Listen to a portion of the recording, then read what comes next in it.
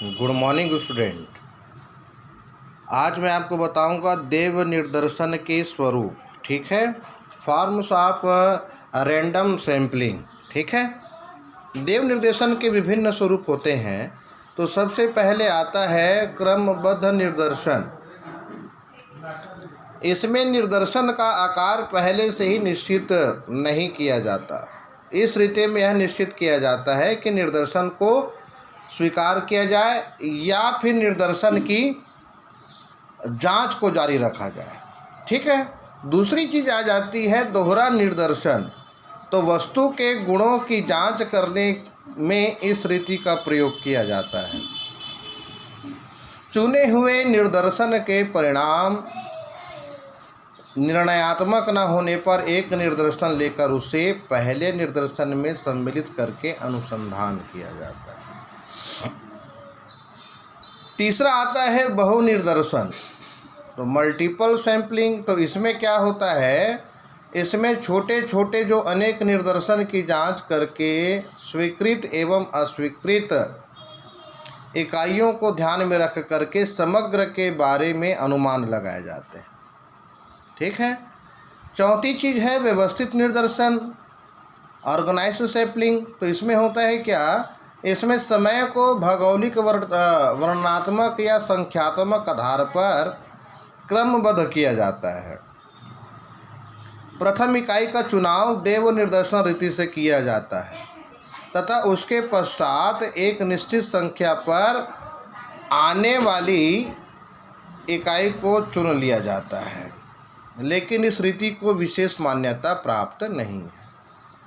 ठीक है, उसके बाद आ जाता है समूह निर्दर्शन। तो समूह निर्दर्शन में होती है क्या, समग्र के अनेक समूहों में विभक्त करके उनसे देव निर्दर्शन के आधार पर चुनाव करके निर्दर्शन का निर्माण करने को समूह निर्दर्शन कहते हैं। ठीक है, इसमें प्रत्येक इकाई के लिए चुने जाने के समान अवसर नहीं रहते। औद्योगिक उत्पादन में इस रीति का प्रयोग अधिक किया जाता है। ठीक है, और उसके बाद है सविचार तथा देव निर्दर्शन में अंतर। सविचार तथा देव निर्दर्शन में अंतर क्या होगी, तो पेज नंबर 45 यानी 45 पर हम देख सकते हैं। सबसे पहले आता है क्रमांक, उसके बाद सविचार निर्दर्शन लिखा है, उसके बाद देव निर्दर्शन लिखा है। ठीक है, तो सविचार निर्दर्शन तथा देव निर्दर्शन में क्या अंतर होती है, तो मैं पहले बताऊं, सविचार निर्दर्शन में जानबूझकर स्वेच्छा से इकाइयां छोटी ली जाती है और देव निर्दर्शन में इकाइयों के देव के आधार पर चुनी जाती है। देव यानी देवत्व, भाग्य के आधार पर। तो भाग्य के आधार पर बहुत सारी प्रयोग मैंने आपको बताया था। लॉटरी विधि से ढोल घुमाकर, ठीक है, टिपेट, देव, स्थगित संख्याएं निश्चित क्रम के अनुसार, ये सब है। ठीक है, उसके बाद है सविचार निर्दर्शन में एक ही दिशा का संचयी विभ्रम हो सकता है, लेकिन देव निर्दर्शन में क्या, तो देव निर्दर्शन का विभ्रम सम एवं विषम होने के कारण क्षतिपूरक होता है, और हम तो जानते हैं कि सम ही होना चाहिए। ठीक है, तीसरी बात है सविचार निर्दर्शन पक्षपात से प्रभावित हो सकता है, लेकिन जस्ट विपरीत होगा। क्या, देव निर्दर्शन में पक्षपात रहित होता है या पक्षपात की संभावना कम होती है। चौथी चीज है सविचार निर्दर्शन ऐसे खोजों के लिए उपयुक्त है जहां समग्र में एक ही प्रकार की इकाइयां हो। ठीक है, और देव निर्दर्शन में देखिएगा, देव निर्दर्शन में यह आवश्यक नहीं कि इकाइयाँ जो है एक ही प्रकार का हो। तो इस प्रकार से सविचार निर्दर्शन और देव निर्दर्शन में हमने क्रमशः 4 अंतर को जाना। ठीक है, ये महत्वपूर्ण है, इसे आप कॉपी पर लिखिएगा। मैं जितनी बातें भी आपको मैं बताता हूँ उस सब कॉपी पर नोटेशन अवश्य कीजिएगा। ठीक है, उसके बाद आ जाता है स्तरित या मिश्रित निदर्शन।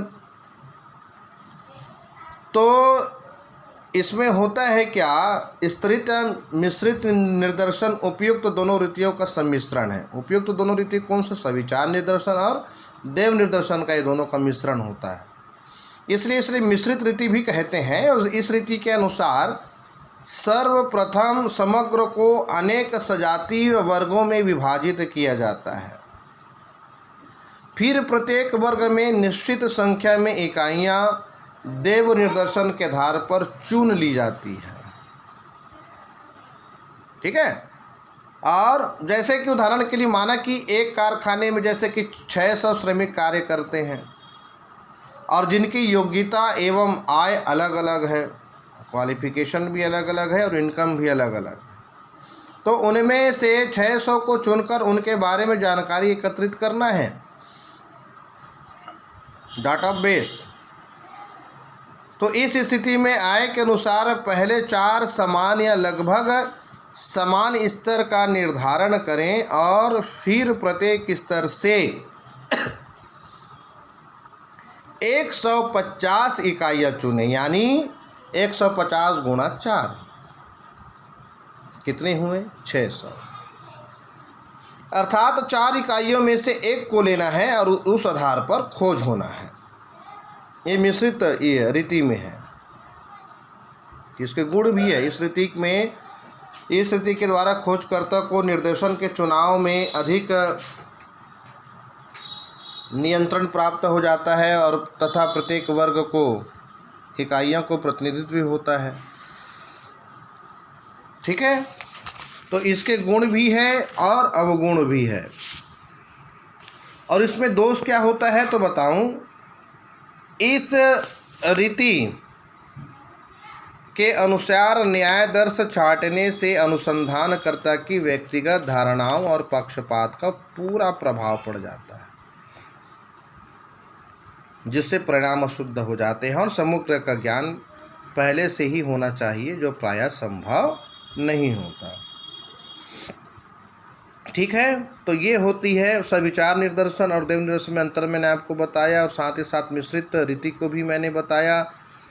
और साथ ही साथ मैं आपको कहूँगा कि नोटेशन आप करते रहें, अपना ध्यान रखें, गंभीर अध्ययन करें। विषय नया है, समझने में कुछ कठिनाई होती है। ठीक है, आज के लिए बस इतना ही। Thank you.